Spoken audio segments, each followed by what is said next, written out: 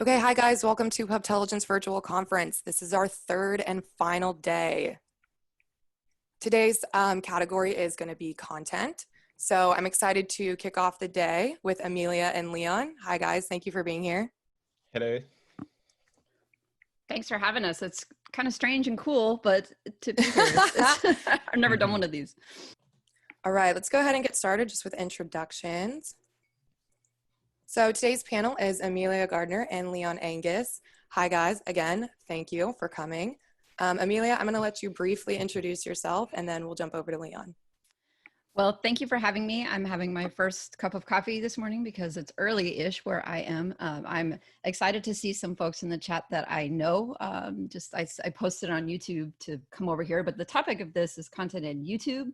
And so the reason I'm here is because I'm on YouTube. I'm a publisher, but I'm over on YouTube and I have a small YouTube channel. And then, and that's, I think, why I'm here. So that's all I'm gonna say. I'm quite the same as Amelia, relatively small channel. I also run a few websites as well, where I first came into contact with Ezoic.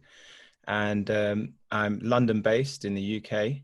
And I've had, well, I'll get into the intricacies later. Perfect. Okay, I think we're ready to go ahead and get started with the questions. I'm going to stop sharing my video and we can jump right in. All right, so our first question of the day, why did you decide to start a YouTube channel? And ladies first, so we'll start with Amelia. Well, I've started telling this story recently, and it took me a while to tell it because it's embarrassing. I started my YouTube channel, one, because I wanted to learn how to make money online, and people that I saw on YouTube said that YouTube was the way to make money online. And then two, I found out that I had anxiety about recording myself. And when I tried to record myself, I would cry. And so rather than let it stop me, it was just such this thing. Like I could talk to people one-on-one. I've talked to thousands of people, but when it came to seeing my face on the screen, it produced this crazy anxiety. So I decided to start a YouTube channel to combat that. And that is how my YouTube channel and this entire experience was born, was to combat this like crippling anxiety about seeing my face and hearing my own voice played back to me. And Period. Leon. So for me, one of the main reasons why I started YouTube was for accountability. So I wanted to have a community of other people who were similar to me and relatively new to affiliate marketing, which is what I currently do, of where I could potentially, reach out and just speak with other people and have a community of people that can help me and we can help each other and they can follow me along on my journey. So my channel initially started of me documenting my journey and setting targets, and then those people holding me accountable, which is still the case as of today as well. All right, how long have you been running your channel? We'll start with Leon for this one. So I've been running this channel for just over a year. However, I have had a previous channel before. So I did have a channel over a year ago, and I had that for maybe about 10 months, but it gave me some level of experience to then come into this channel, which is probably, fast tracked my level of like growth, the speed of my growth, I should say, from my previous experience.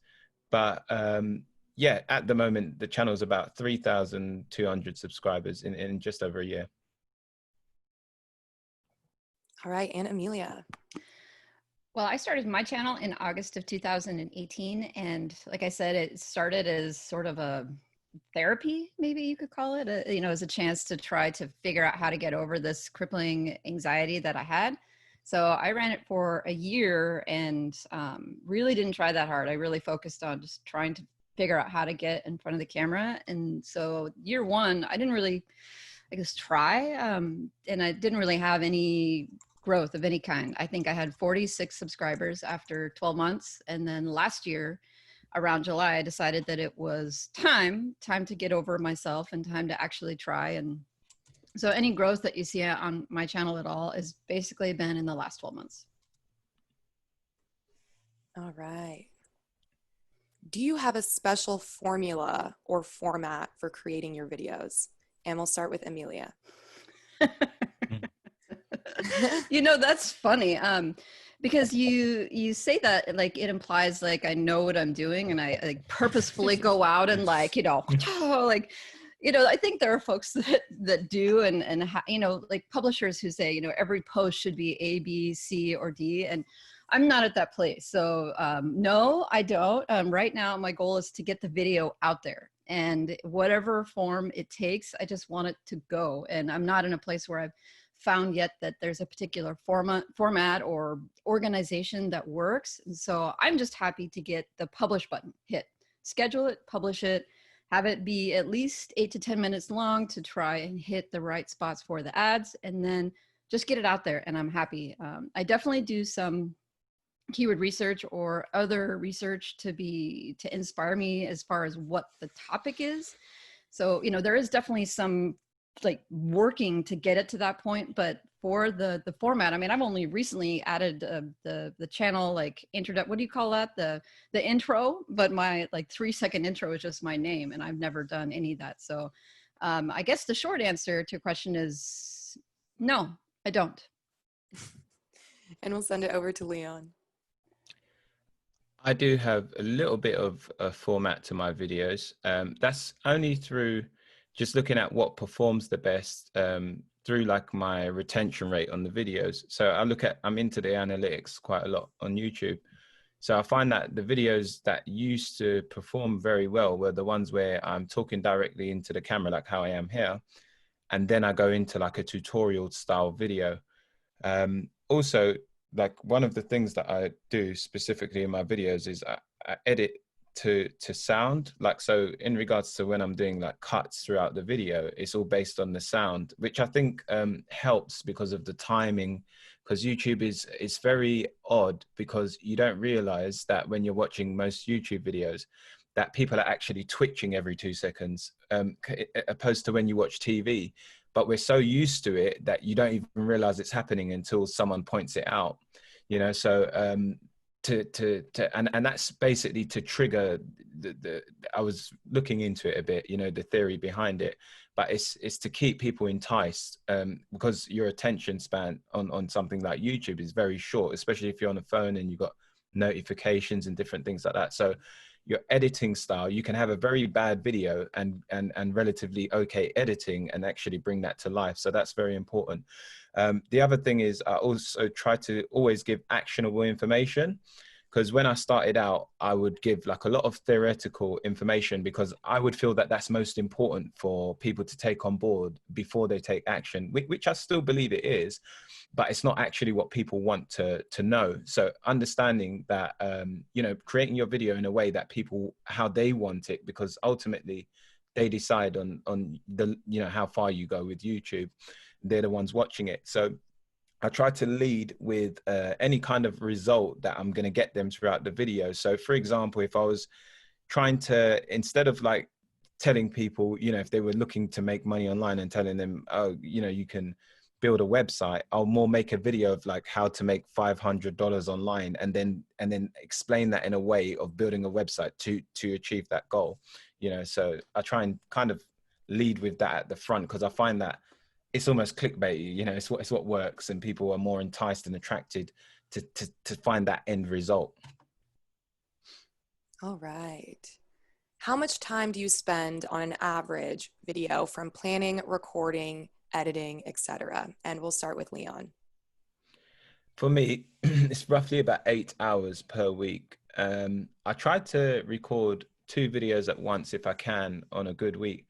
Recently, I'm probably the worst person to speak to on it because I haven't been posting as consistently as I should be. But yeah, so like it's a fine line with me as well, because of prioritizing what's important, because I also have my websites, which I put more priority in, because I can't report or have any content to report back to my audience if I don't go and work on those sites. So sometimes it requires me to put that in front, and you know, sometimes I don't have the time always to record a video, but you know, essentially I try and do it on a Monday and just record both of them, and it'll take me about 8 hours to record the videos and then edit them and get them up as well, because I do like a bit of, you know, SEO research on it as well and stuff. All right, and jumping over to Amelia. You know, it honestly depends on the video that I'm creating.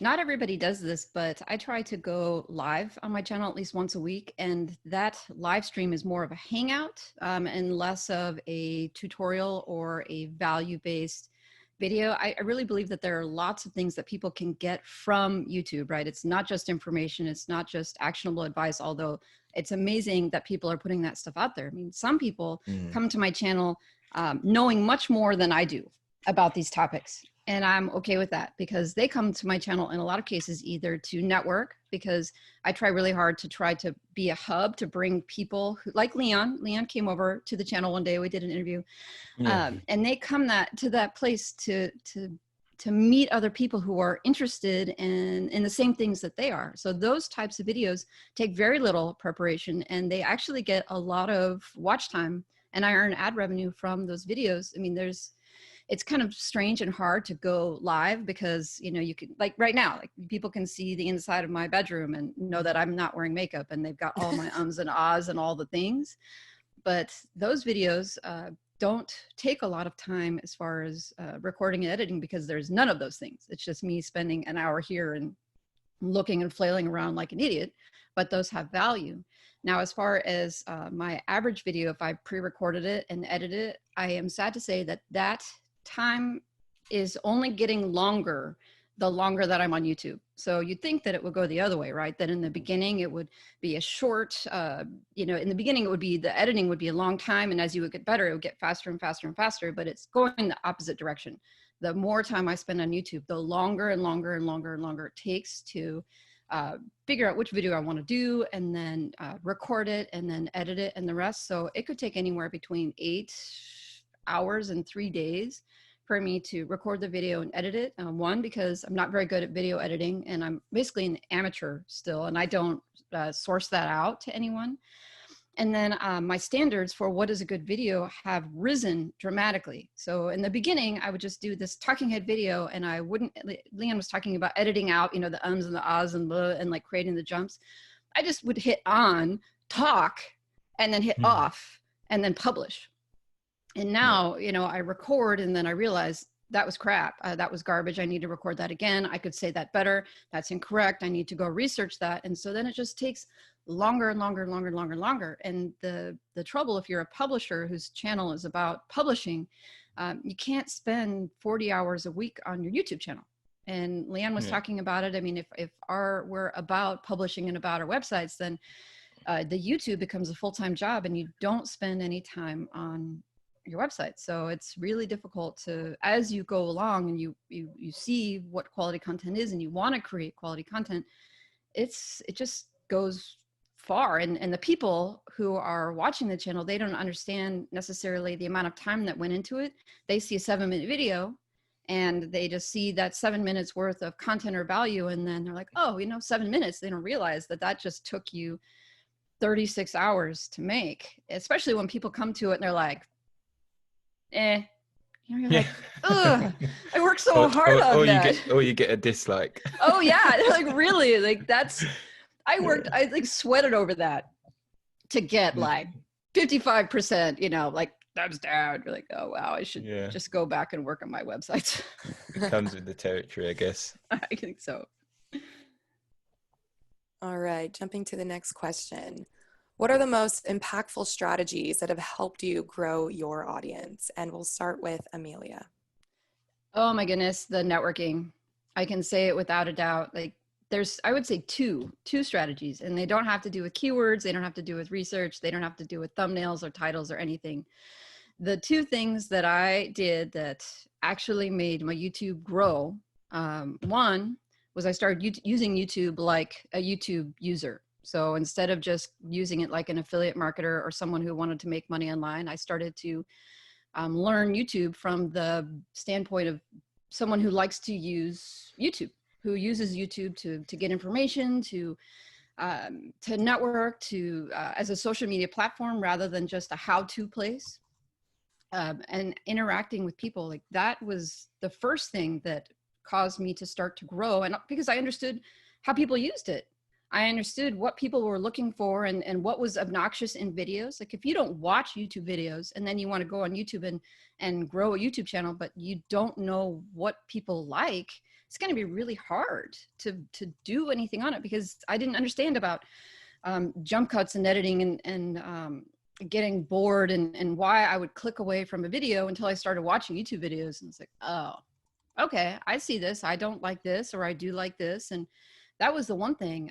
The second one is I definitely started growing after I started using YouTube like it was meant to be used. But when I started talking to other people in my niche, that was absolutely the jumpstart for the growth that I am at today. I got a couple hundred subscribers by using YouTube and starting to talk to people and see, but actually going out and connecting with the other people who were like-minded. Maybe they had small channels, maybe they had big channels, maybe I could help them grow, maybe they could help me grow. But the collaborations and not being in a place where I had to provide all of the value, right?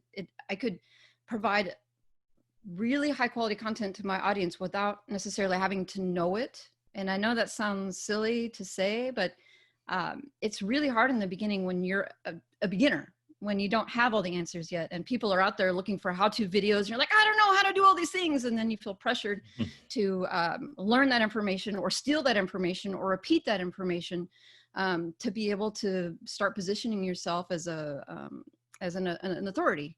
And I found that it was much more authentic and ethical, instead of, go and buying somebody's course and consuming it so then I could regurgitate it without any results of my own, to just go to that person and say, hey, will you come over on the channel and let's talk, and then provide that value to the people who were on the channel. And I really do think that my library, just those interviews and other people who are authorities like Leon, he's right above me, coming over and letting him be the authority. People are interested in that, and they find value in my channel, even though I'm not, I don't position myself as an authority on publishing. I position myself where I am, which is somebody who's in year 2 of publishing with a YouTube channel that is 2 years old. And I don't front, I don't tell people things that I'm not. I just try to be real. And the networking part of it has really allowed me to be myself, but still have a valuable asset for people to come and check out. All right, jumping over to Leon. Yeah, my journey's quite similar to Amelia's. I lead with being relatable, because that's something that a lot of people connect with, especially when they're at the beginning of their journey, and being honest and truthful, because in the current climate, there's a lot of people that, there's a lot of channels like CoffeeZilla and whatever else that are now really calling out like the fake guru stuff and all that kind of stuff on the internet. And it's because there are a lot of people that stretch the truth on the internet for the benefit of their income, so one of the things that was most important to me from the beginning is being able to share real information, because even when I started out, I wasn't able to kind of decipher, the true information from the information that wasn't so true, and that could also lead to someone losing confidence when you're starting out. And one of the most important things when you're starting is to build your confidence up, because then that leads on to you taking actions in accordance with your confidence. Because I mentioned this to you before, is I'm very strong on having the right mindset for things, because you only take action in accordance with what you believe to be possible or true or whatever, unless you're one of those people that are used to training and pushing through those barriers. One of the other things, like if we were to talk about actual technical things that I do on the channel, again, because I'm very much into analytics, I found that using high quality thumbnails has definitely helped me, like using large text, and again, leading with that end result, like telling people like, watch this and this can help you do this or have this result XYZ. Very vibrant, very good coloring. So I spend quite a bit of time on my thumbnails now, but I've seen that, I get very high click-through rates. So I average about an 8% click-through rate across my videos, which is relatively good. And some of them go as high as 12%, which is pretty good for my channel. One of the other things that I do is I listen to the feedback from my subscribers. So once you do start to gain a bit of traction and establish yourself with an audience, listening to the questions that they have is absolutely vital. But there's two different ways to grow a channel. Some people grow in regards to creating videos for their existing subscribers, whilst others focus on new people all the time. Yeah, but sometimes just focusing on your existing audience can also help you to attract new people because you're answering those questions. So I try to listen to some, the feedback that they give in the comment section, and I reply to every single comment. There's not a comment that I haven't replied to in on my channel. So I reply to everyone. I don't know how long that can go on for, because obviously as you grow, it gets very difficult. And I don't want to hire someone to do it, because then I think it won't be, me giving the information. I'd potentially have to train them or something. But one of the key things that I think has really helped me is ranking videos, because I've got videos that consistently bring me in views and new subscribers. And it's how you kind of compound your channel, because when you've got like a good 50 odd videos that are ranking for different search terms, you consistently get that traffic, just like how you would build a piece of content and rank it on a website. So that's one of the main ways that I grow my channel. And then another way is also by going over to very similar channels that are based around the same topic as my channel, and then sorting their videos by the most popular videos. What that does is it gives me the data to see the videos that have performed best with their audience. So that way I'm able to identify videos. I try to keep it within like the last 2 years. So it's still very relevant, because if a video has a lot of views and it's older than like 2-3 years, it may have accumulated those views just because it's been out for a long time. So I try and look for something relatively new. And then I'll also kind of check their average kind of view count on their last few videos. So that will give me a gauge to see how popular that video is in comparison to their average view count. But once I've sorted by most popular, I don't copy the actual exact title.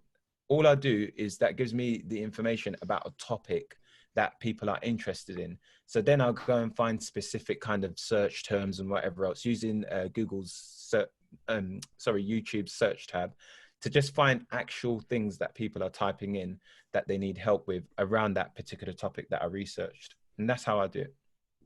I wanted to add something though to what Leanne was talking about looking for videos that have what the gal's name? Sunny Lenarduzzi. I've seen her talking about it recently.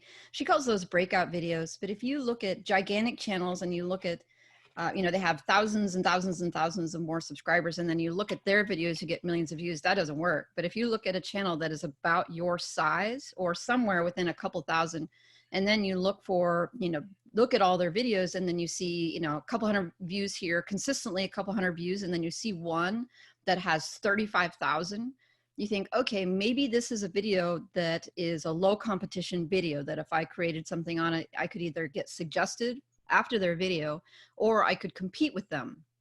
And so it's really clear. And that technique, I think, is really good and important. It's something I'm working on actually right now.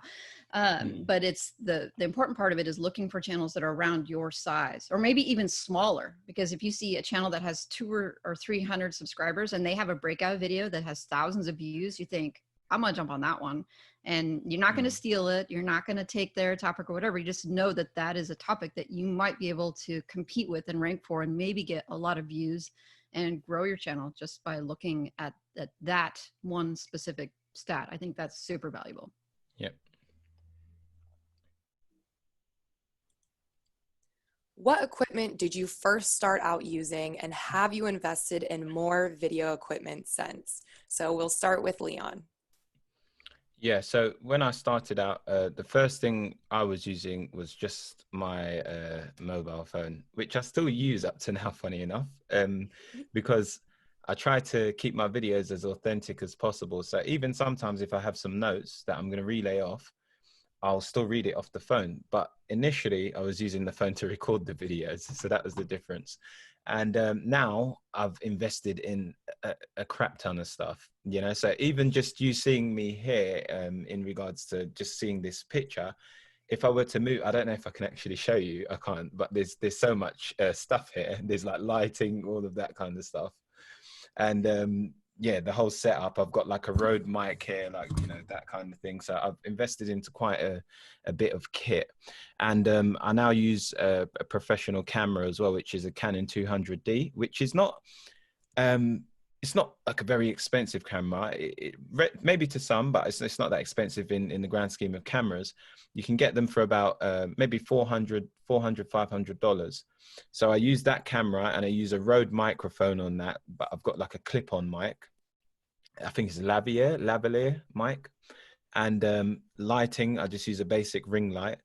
And that's about it, really. Like, so that's the extent. And then I've also upgraded, because I said once I make enough on the internet, I'll reinvest it into a good computer, because I had a relatively okay computer, but this one's like a new MacBook Pro. So that's it. That's what I got now. Yeah. And Amelia. I was similar to Leon in that I swore up and down that I wouldn't invest in equipment until I was earning money or making money. And that applies to basically every one of my online side hustles. So on YouTube, I started with the computer that I already had, which is 8 years old. It's a desktop computer, so there's nothing exciting about it. I bought I'm looking at my Logitech C 615. I'm looking at it right now because it's the same one that I bought a couple of years ago, and I decided I was going to start this, and I have not upgraded. That cost about $60 US. I have a window over there for lighting. I used the microphone initially in my webcam to record my videos, and of course the audio was not that great, but that's what I started with. I started with a screen recorder. I was using Screencast-O-Matic, which was $20 for a year, and then using this $50 webcam, and then a 7-8-year-old computer. And I don't know what happened to Leon. I wonder if he's got some web issues. I'm sure he'll be back. But since then, I have invested in only 2 things since then. So I'm still using Screencast-O-Matic for my screen shares. I'm using Filmora now to do editing, and it's basically too robust for what I know how to do. And I spent money on a microphone, the Samsung Q2U. It cost me, I think $60 US. I got it from B&H Photo Video. On Amazon, I saw them for $80, $90, and I found them for the decent price over on B&H Video, and that is all I have. I don't have ring lights. I don't have a fancy laptop. I don't have any sort of sound proofing. I don't have perfect videos as a result, but I guess it goes to show you that you can still grow a YouTube channel without investing thousands of dollars in equipment. I do respect folks that do invest and are thinking really hard about trying to improve the quality of their videos with their equipment. I just haven't done it.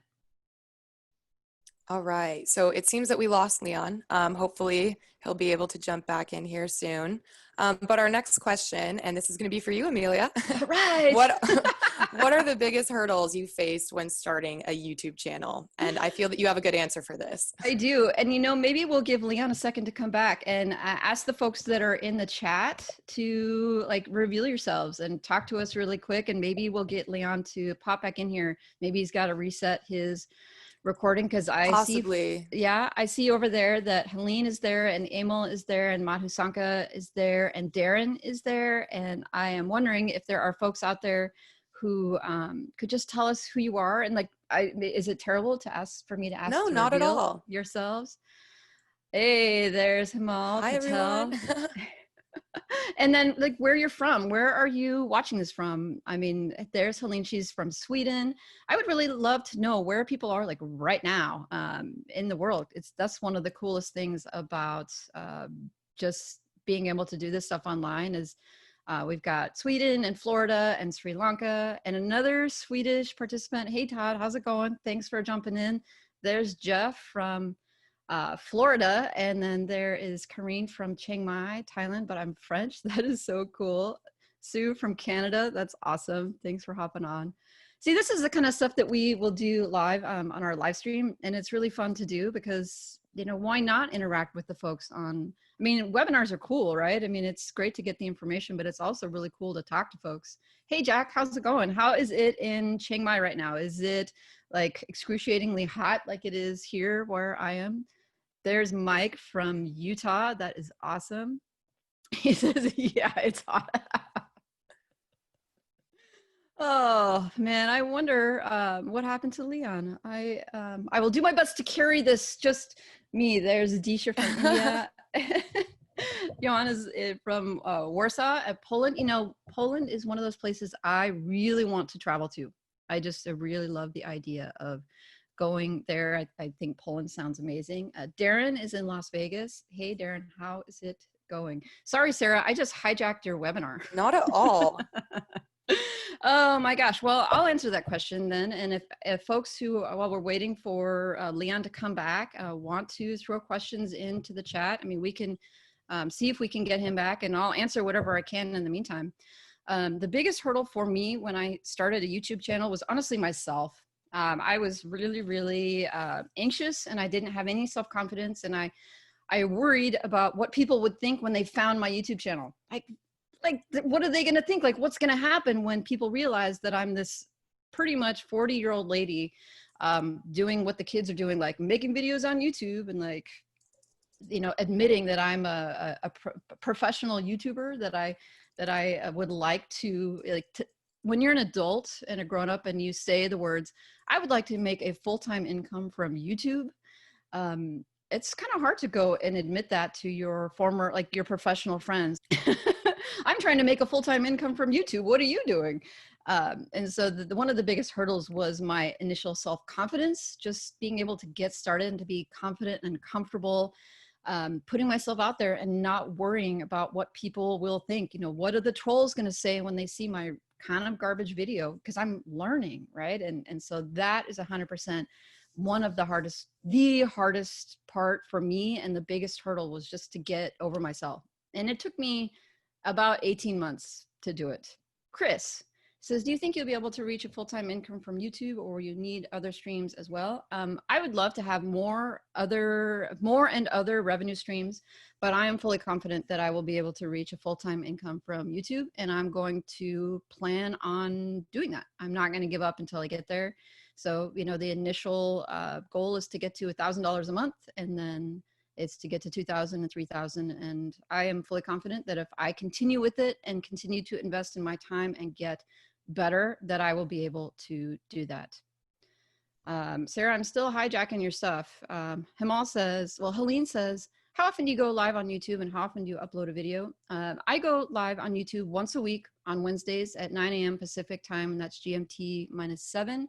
I used to just randomly click the live button whenever I had some time and I had something to talk about. And what I found was that I was making my subscribers angry because they wanted to be there.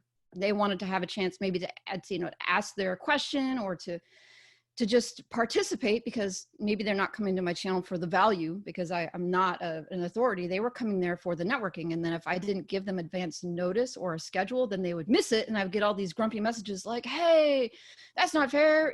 We totally wanted to be there. I had this question. So I schedule a specific live once a week.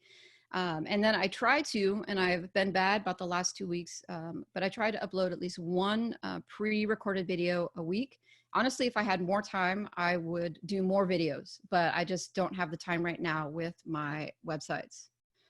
I think there was a question up higher, and Sarah, I'm just running away with it. No, I love it. Darren says, have you ever hit a plateau on your sites or on YouTube, and how did you get past it to continue growing? Thanks for the question, Darren. And the way that and yes, the answer is yes, I absolutely hit a plateau on my sites and on my YouTube. And it's a mental thing, I think, rather than a technical thing for me, because I'm a person, I need to have growth to feel successful. And so if I don't have growth, then I don't feel successful, and it makes me feel depressed. And so I have to set, I have to focus on actionable goals that are achievable, meaning not set goals that I don't control. Like if my goal is 1,000 subscribers on YouTube, I can't control that. I can control how many videos that I make, or I can control how many hours a day I work, but I can't control subscribers. I can't control watch time. So for me, when I hit the wall, and it happens like every quarter, basically, because let's face it, I'm human and super busy. I sit down and do a goal setting session to say, okay, what are some actionable goals that I can reach in the next quarter, and not things that I can't control, like watch time or subscribers. I sit down and say, okay, can I get 15 videos out? Can I get this much stuff done? And then I focus on those things and stop worrying about the overall growth and trajectory of the business. But I find that as long as I continue to hit the publish button and I continue to grow and learn, those other goals, that other progress, it takes care of themselves, because in my strategy is content, as much content as I can get out there, and then improve the content over time. And so as long as I can hit the publish button, I can get there. On YouTube, though, it's sort of personal. It's not just, creating websites or creating posts and then putting them out there. It's got to be maybe fulfilling in a way also. And so I follow, the guy's name is Think Media. I forget what is it, Sean something or other, but they talk about doing 3 kinds of videos. They talk about doing a video to track new subscribers, a video to service and make happy the current subscribers, and then a video for you.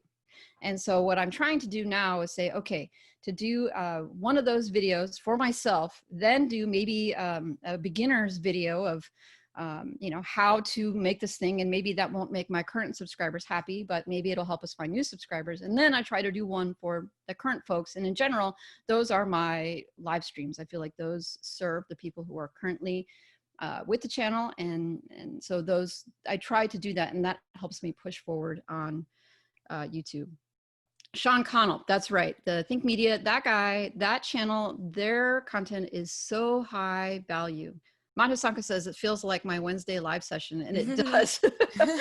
But we lost Leon, and I'm super bummed about that, because as am I. He reached out to me and he's not able to get back in from the original link. So unfortunately, we've lost Leon. Oh, well, do you have more questions, or shall we stay and just continue to talk with the folks who are in the chat? Yeah, I mean, if anyone has questions, send them. Anything for Amelia. It can go beyond YouTube if you want to ask her questions about publishing. Yeah, I mean, I'm not an authority there, but I do it. So let's see. Hamal says, does most of your YouTube-based revenue come from ad revenue, or possibly affiliate marketing, or something else? All of the above. So YouTube-based ad revenue, affiliate marketing, and something else. All of the above. In the beginning, it didn't start that way because I wasn't monetized, so there was no ad revenue. So the only money that I made from my YouTube channel was affiliate marketing. And then over time, as it has grown, I am now earning ad revenue, which is awesome. Not a ton, right? It's not like it's thousands of dollars and I'm ready to retire myself on YouTube.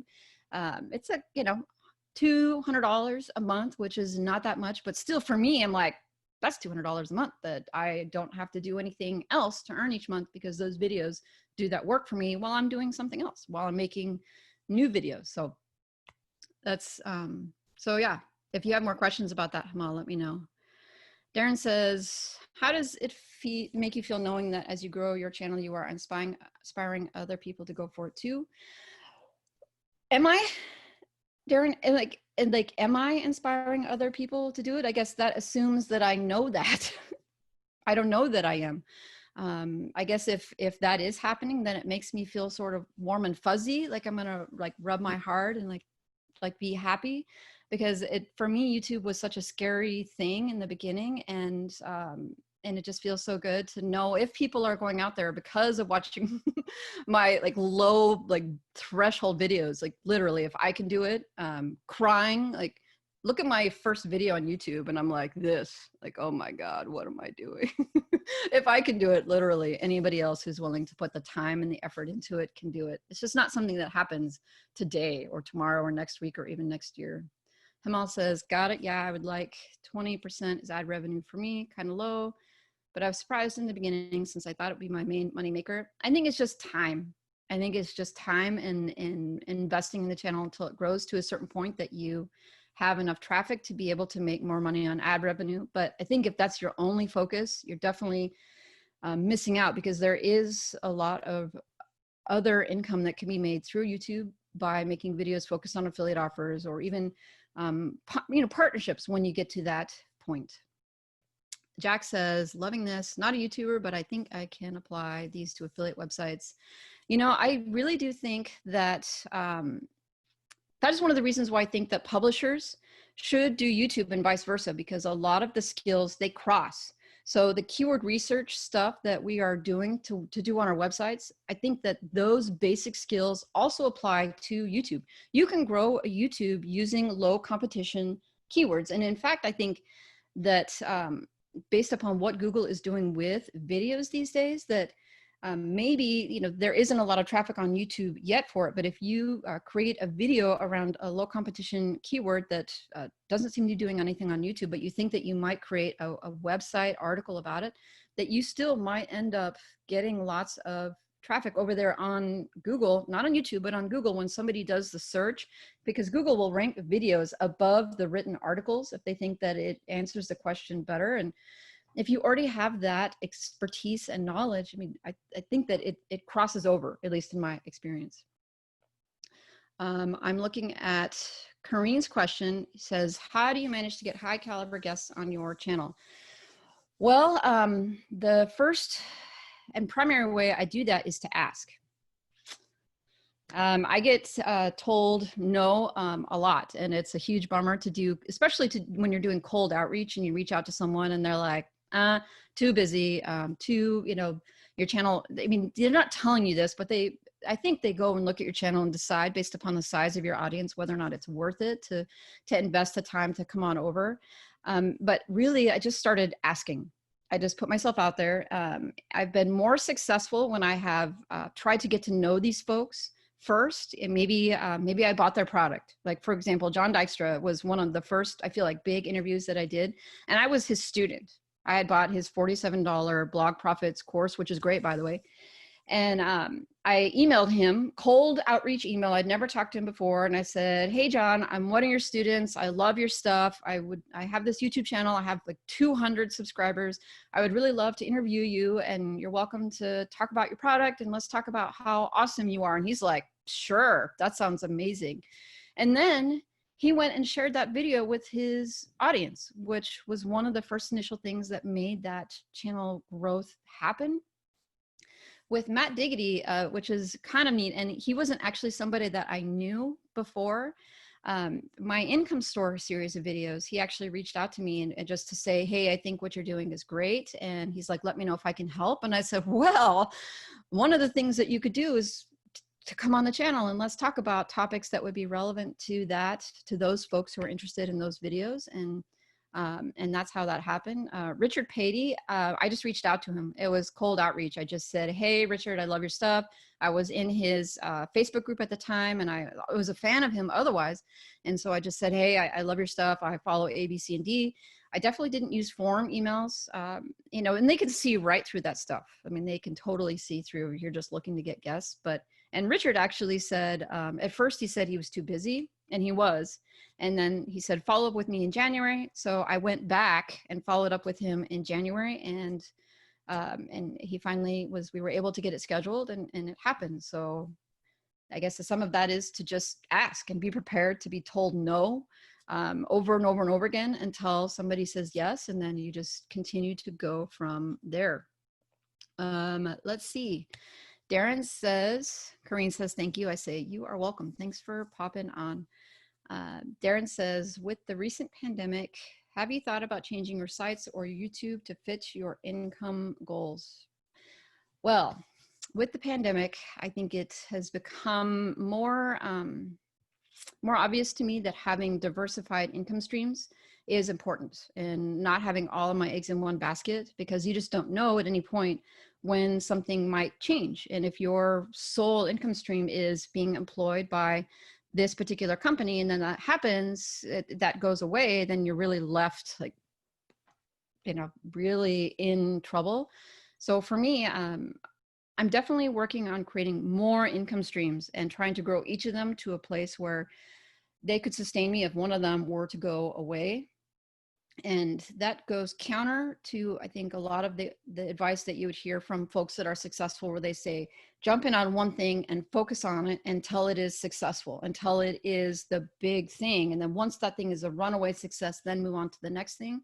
I'm just afraid that if I do that, that one thing that I've put all of my effort into will just go poof, Google algorithm update, maybe Google Stories takes over, and then all of us who are writing articles just, wow, all that work just goes away. So, I mean, that with the pandemic is really sharpened my focus on trying to generate money from lots of different sources, lots of different affiliate programs. And I guess folks who are Amazon affiliates know this as well. If you are all in on one affiliate program or one strategy or one thing, that can just go away in a heartbeat. And so that's really what the pandemic has brought home to me, is that I don't want to be fully invested in just one way of earning money. Sarah, I don't see any other questions over there. If folks have questions, I think we've got, 13 minutes left. Do you want to do the stimulus winner while we wait to see if anybody else has stuff that they want to talk about? All right, I'm gonna go ahead and share my video. All right, so I'm excited to announce our winner is Michelle Pinar. I hope I said that right. Michelle, if you're still here, congratulations. You have won $50. Woo! Yay! All right, it looks like Jack Frost, we have one more question. How easy is it to get started on YouTube? And we do have to wrap up by 9:50, so I think this will be our last question for the session. Awesome. Well, I think it's as easy as you are willing to make it. And folks who want to spend a lot of time and money investing and doing the setup, I mean, that's fine. For me, I got my cell phone out and I created a YouTube account, and then I hit record. And that's what happened. And it was over time that those videos improved and got better. But it's really as difficult as you are willing to make it and that you can accept. And if you can accept that first initial video like mine, which is out there, and me literally like rubbing my face, like wondering why it is I'm on YouTube, then that's as easy as it is. And if you want to do more and make it harder for yourself, then it's really up to you. I hope that answers that question. All right, so that is all for today's session. And Michelle, we will be reaching out to you via email. Forgot to add that. But Amelia, thank you so much for wrapping up the rest of the session. I do apologize, everyone, about losing Leon. I promise I tried to get him back in. Unfortunately, just some technical difficulties as these things happen when you do live webinars. But Amelia, you killed it, and thank you so much. Thank you very much, everyone. I know that there are a lot of folks here that I've never talked with before, and it's just really great to have a chance to meet some new people, especially when they're all around the world. It just really is enjoyable to talk with people who are as passionate about this stuff as I am. All right, thank you so much, everyone. We have 2 more sessions today.